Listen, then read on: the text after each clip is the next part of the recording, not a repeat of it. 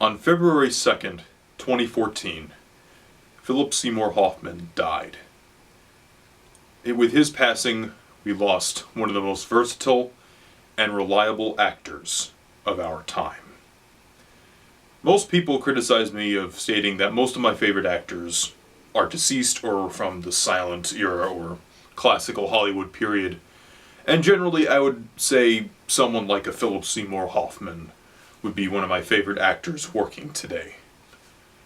Philip Seymour Hoffman, unlike many Hollywood actors, didn't fill a specific niche.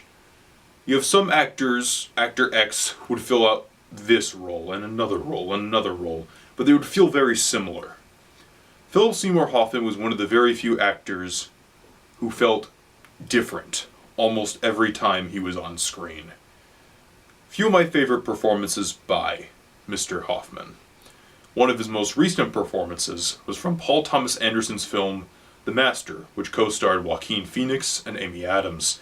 In this film, he plays Lancaster Dodd, a charismatic leader of a cult who is experiencing doubts and is trying to lure in Joaquin Phoenix into the cause.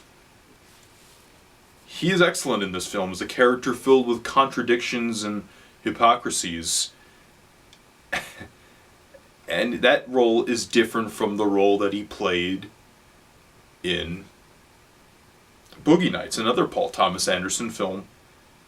And in that film, I love the scene where he tries to kiss Mark Wahlberg and he calls himself an idiot.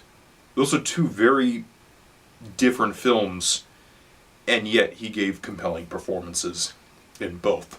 In fact, with The Master, he received an Academy Award nomination for Best Supporting Actor, in a category that was packed with other actors who had already won, including him. Another great performance by Mr. Hoffman that I can remember was actually not a film performance.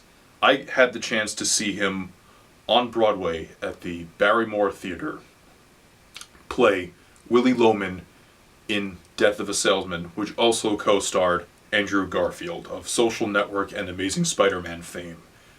His intensity for the character and the way he played this really detestable human being in many ways was so brilliant, and essentially what I had imagined Willie Loman to be.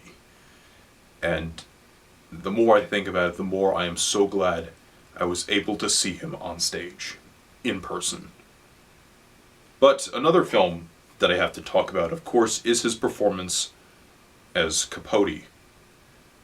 Someone who completely differed from him in physical stature and demeanor, and he gave off an incredibly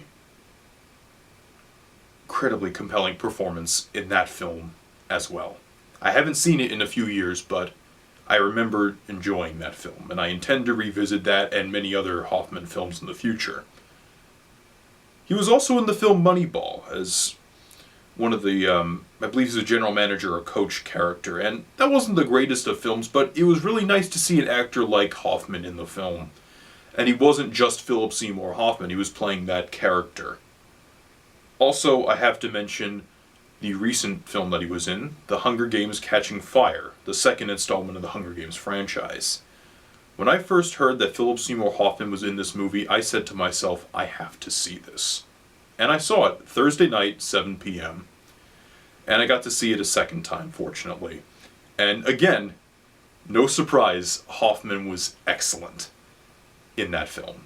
He was essentially the games maker in the film, and he plays a larger role, from what I hear, in the next installment of the Hunger Games, which Hoffman was currently shooting, and he only had 7 days left to finish the 4th installment of the Hunger Games, from what I've read.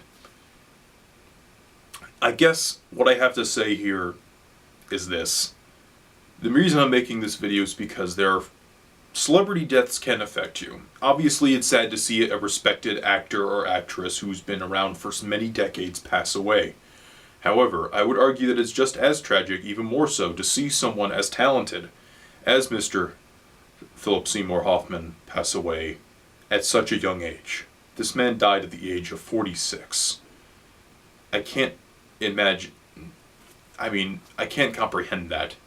I'm going to be 21 this year, and 25 years from now, I will be 46. And all I have to say with his death is it's incredibly tragic, especially the circumstances surrounding it.